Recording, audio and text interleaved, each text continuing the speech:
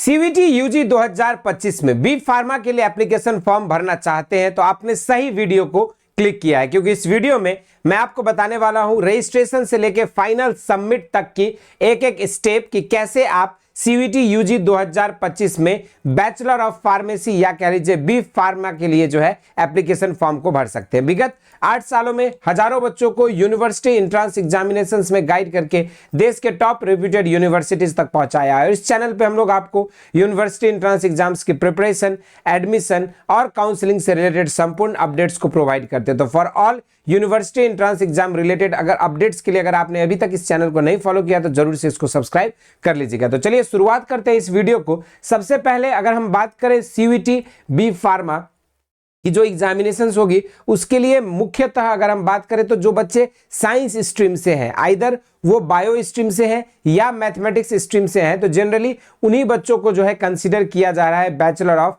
Pharmacy के लिए। तो सबसे पहले तो एलिजिबिलिटी क्राइटेरिया को लेकर जो भी बच्चे साइंस स्ट्रीम वाले हैं वही बच्चे बस इस कोर्स को भर सकते हैं। बाकी जो आपके आर्ट्स या फिर एग्रीकल्चर या आप कह लीजिए कॉमर्स या फिर जो ह्यूमैनिटीज डोमेन्स के जो बच्चे हैं वो इसके लिए एलिजिबल नहीं रहने वाले हैं। अब अगर हम बात करें बी फार्मा की तो कुछ यूनिवर्सिटीज ने जो है अपनी एलिजिबिलिटी क्राइटेरिया में मात्र डोमेन सब्जेक्ट्स को रखा है, तो कुछ यूनिवर्सिटीज जो है सिर्फ आपको जनरल एप्टीट्यूड टेस्ट पर भी एडमिशन ले रही है। हम इस वीडियो में ऐसे फॉर्म फिलिंग स्टेप्स की बात करेंगे, इस तरीके से आपको सब्जेक्ट लिस्ट प्रोवाइड करेंगे ताकि आपके लिए जो है मोस्ट ऑफ द यूनिवर्सिटीज या कह लीजिए ऑल ऑफ द यूनिवर्सिटीज जो भी जहां पर भी सीयूईटी में से आपकी बी फार्मेसी होती है ऑल ओवर इंडिया, उसकी एलिजिबिलिटी क्राइटेरिया को आप मीट कर सको। इन्हीं सारी चीजों पर जो है आधारित होकर हम लोग जो इस वीडियो में बातें करेंगे। तो चलिए शुरुआत करते हैं। सबसे पहले अगर हम बात करें यहाँ पे सीवीटी के एप्लीकेशन फॉर्म की, तो यहाँ पर जैसे आप देखोगे एप्लीकेशन फॉर्म में तो सबसे पहले आपका कुछ इस तरह का इंटरफेस जो है आपका खुल के आता है। जैसे ही आप cvt.nta.nic.in जब आप ऑफिशियल वेबसाइट पे जाएंगे कुछ इस तरह का इंटरफेस आपका खुलकर मिलेगा और यहाँ लिखा है registration of CUET 2024-2025 is live.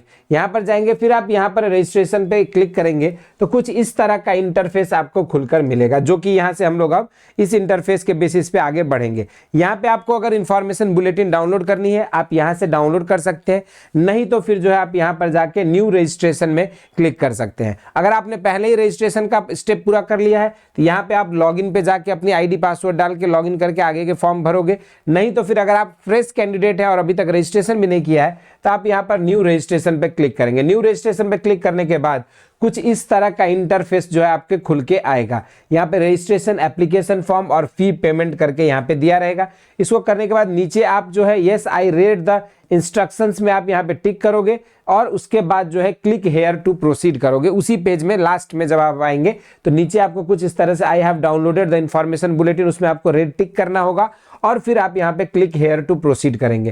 Click here to proceed करने के बाद आपका जो है रजिस्ट्रेशन फॉर्म जो है ओपन हो जाएगा, जहाँ पे आप अपना candidates name, father's name, mother's name, date of birth है ना, जेंडर, और उसके बाद आप अपना पर्सनल डिटेल्स को कंफर्म करेंगे दोबारा। फिर आप अपने प्रेजेंट एड्रेस के बारे में यहाँ पे मेंशन करेंगे और फिर आप जो है अपनी इलेक्ट्रॉनिक कम्युनिकेशन एड्रेस में आप अपना ईमेल आईडी और कॉन्टैक्ट नंबर को यहाँ पे रखोगे। ठीक, उसके बाद अल्टरनेट कॉन्टैक्ट नंबर भी आप यहाँ पे ऑप्शनल है, आप देना चाहें तो दे सकते हैं। अपने पेरेंट्स का नंबर जो है यहाँ पे आप डाल सकते हो।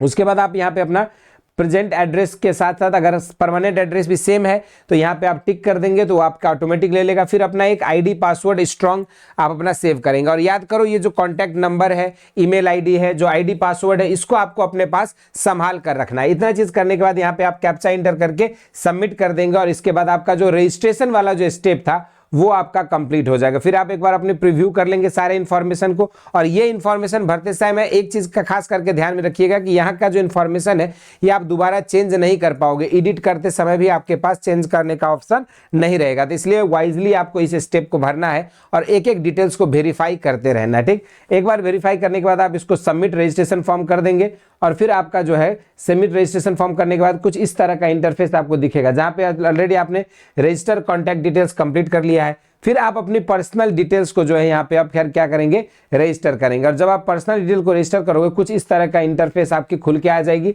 जहाँ पे अपना name, date of birth, gender, father's name, mother's name, nationality, state of domicile, किस कैटेगरी से बिलोंग करते हैं वो। अगर आपने ऑलरेडी, अब यहाँ पर एक चीज समझने की जरूरत है, अगर आपने ऑलरेडी अप्लाई है, आपके पास कैटेगरी सर्टिफिकेट, आप यहाँ पे यस सेलेक्ट करेंगे। अगर नहीं है और आपने अप्लाई कर दिया है तो यहाँ पे no I have applied but awaiting the certificate करके यहाँ पे आप नो सेलेक्ट कर लेंगे। और जो आपके पास रिसिप्ट होगा जब आपने अप्लाई किया होगा उसकी डिटेल्स यहाँ पे भर के जो है आप यहाँ पे डिसेबिलिटी कोटा अगर है तो आप यस सेलेक्ट करोगे, उसके बाद नहीं तो फिर आप यहाँ पे अगर आपके पास सर्टिफिकेट है यस सेलेक्ट करेंगे, नहीं है तो आपने अप्लाई कर दिया है और वेट कर रहे हैं सर्टिफिकेट का, इस तरीके से आप डिटेल्स को भर देंगे और फिर आगे जो उन डिटेल्स को मेंशन करते हुए आगे जाएंगे। बाकी are you diabetic, place of residence आपका कहाँ है, रूरल एरियाज है, अगर ग्रामीण क्षेत्र से हैं तो रूरल लिखिएगा, अगर शहर से हैं तो अर्बन लिखोगे, फैमिली इनकम कितनी है, फिर माइनॉरिटी कास्ट से बिलोंग करते हो कि नहीं, रिलीजियस माइनॉरिटी है कि नहीं, एक्स डिफेंस पर्सनल है कि नहीं, उसके बाद एनसीसी कोटा या स्पोर्ट्स कोटा के लिए आप एलिजिबल हो कि नहीं,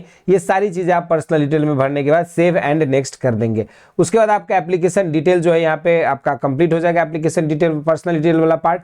उसके बाद फिर आप जो है आइडेंटिटी डिटेल्स में जो है यहाँ पे आप अपना अपार आईडी के बारे में, अगर आपके पास बना हुआ है तो आप यहाँ पे अपार आईडी यस करके आगे इंटर करोगे, अगर नहीं बना हुआ है तो नो करके आप यहाँ पे सबमिट करके आगे बढ़ जाएंगे। उसके बाद फिर जो है नेक्स्ट सबसे इंपॉर्टेंट और क्रूशियल स्टेप आता है एग्जाम पेपर का सिलेक्शन। और यह एग्जाम पेपर का जो सिलेक्शन है ये आपको कैसे मुख्य रूप से ध्यान देना है, तो यदि आप बी फार्मेसी के लिए भर रहे हैं तो यहाँ पर आप जो है मैक्सिमम 5 सब्जेक्ट पेपर को आप चूज कर सकते हैं। मैक्सिमम आप जो है यहाँ पे 5 सब्जेक्ट पेपर को आप चूज कर सकते हो। और जब 5 पेपर की बात करेंगे हम लोग यहाँ पे, तो आपके जैसे फिजिक्स, केमिस्ट्री, मैथ या फिर जो है फिजिक्स, केमिस्ट्री, बायोलॉजी 3 डोमेन्स आप चूज कर लेंगे।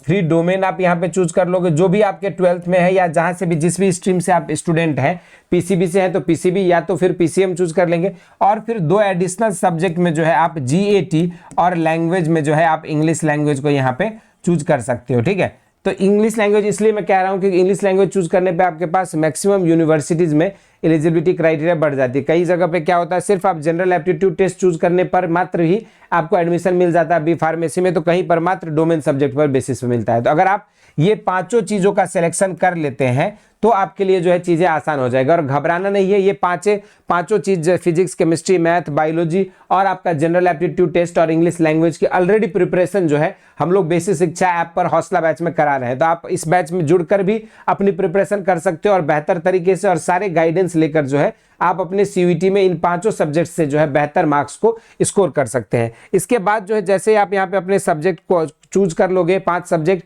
उसके अकॉर्डिंगली उसके बाद आपको अपना एग्जाम सेंटर किस मीडियम में आपको एग्जाम देना है, इंग्लिश या हिंदी, तो वो आप यहाँ पे एग्जाम का मीडियम चूज कर लोगे, पेपर मीडियम। फिर आप अपने यहाँ पे जो है एग्जाम सेंटर के लिए 4 शहरों का नाम दे देंगे, फिर मदर्स फादर ऑक्यूपेशन, फिर उनके क्वालिफिकेशंस के बारे में यहाँ पे मेंशन करके सेव एंड नेक्स्ट कर देंगे। उसके बाद जो है बच्चों यहाँ पे आपका 10th और 12th की डिटेल्स आपको फिल करनी होगी।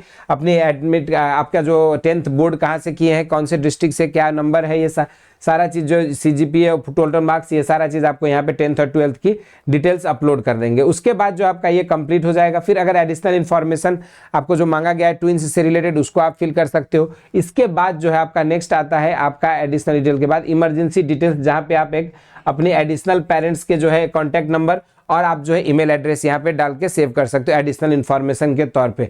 उसके बाद नेक्स्ट स्टेप आता है जहाँ पे आपको अपने ईमेल अपने फोटो का और आपका जो है सिग्नेचर आपको अपलोड करनी होगी। फोटो और सिग्नेचर अपलोड करते समय आप विशेष रूप से ध्यान में रखना कि आपकी जो रिनेमिंग सही प्रॉपर रूप से होनी चाहिए। आपका जो साइज है फोटो का या फिर सिग्नेचर का, वो आपका फोटो का 10 से 200 KB के बीच और सिग्नेचर का 10 से 50 KB के बीच होनी चाहिए। उसके बाद आप इसको कंप्लीट कर देंगे। उसके बाद फिर फाइनल सबमिट करके एक बार आप अपने फॉर्म को प्रीव्यू कर लोगे इस तरीके से पूरी डिटेल्स को। एक एक डिटेल्स यहाँ पे आप यहाँ पे सेलेक्ट कर देंगे किस चीज़ के लिए आइडेंटिटी वेरीफाइड, ये सारा चीज़ करने के बाद है ना आप यहाँ पे आधार कार्ड भी कर सकते हो। और एक चीज खास करके ध्यान में रखना, जो भी डिटेल्स आप फिल कर रहे हो वो आपके आधार कार्ड में, आपके 10th के सर्टिफिकेट में और आपके जो बाकी डॉक्यूमेंट्स है सब में एक जैसा रहना चाहिए। अगर नहीं है तो फिर आप सर्टिफिकेट के हिसाब से बाकी सबको जो एक जैसा कर लो। नहीं तो काउंसलिंग के टाइम पे क्या होता है, बहुत सारे स्टूडेंट्स के साथ क्या होती है कि आपके डॉक्यूमेंट में कुछ और नाम रहता है, आधार कार्ड में कुछ और नाम रहते हैं और इससे जो है एडमिशन के टाइम पे आपको जो है दिक्कतें आ जाती है। तो इसलिए एक ही जैसा इन्फॉर्मेशन आपकी सब में रहे और अगर नहीं है तो एक जैसा आपको जो है अप्लाई करके जहाँ करेक्शन की जरूरत है उसको करेक्शन करके सुधरवा के अपने पास रख लीजिए। ठीक है, तो इस तरीके से आप पूरा फॉर्म को प्रीव्यू करने के बाद बाद फाइनल सबमिट करके आप जो है यहाँ पे फी पेमेंट कर देंगे और अपनी ईमेल आईडी को वेरिफिकेशन के लिए डाल देंगे, तो ईमेल वेरीफाइड हो जाएगा और फिर फी पेमेंट करने के बाद आपकी फॉर्म जो ऑफिशियली सबमिट हो जाएगी। तो मुख्य महत्वपूर्ण रूप से यहाँ पे सब्जेक्ट के चॉइसेस के दौरान आपको ध्यान रखना है अपनी पर्सनल डिटेल्स भरते समय, और बाकी जो है आपके यहाँ पे जब सब्जेक्ट के चॉइसेस यूनिवर्सिटीज के रेस्पेक्टिव होना चाहिए। तो ये छोटी सी इन्फॉर्मेशन थी कि सीयूईटी में अगर कोई बच्चा बी फार्मा के लिए फॉर्म भरना चाहता है तो उसको कैसे कौन कौन से स्टेप को फॉलो करने होंगे, और इस तरीके से 10 स्टेप को फॉलो करते हुए आप आसानी से अपने घर बैठे अपने मोबाइल फोन से या लैपटॉप सिस्टम से अपने फॉर्म को भर सकते हैं। इस वीडियो में इतना ही। इसी तरह के इंटरेस्टिंग एंड अमेजिंग वीडियोज के साथ मुलाकात होती रहेगी। स्वस्थ रहें, मस्त रहें। धन्यवाद।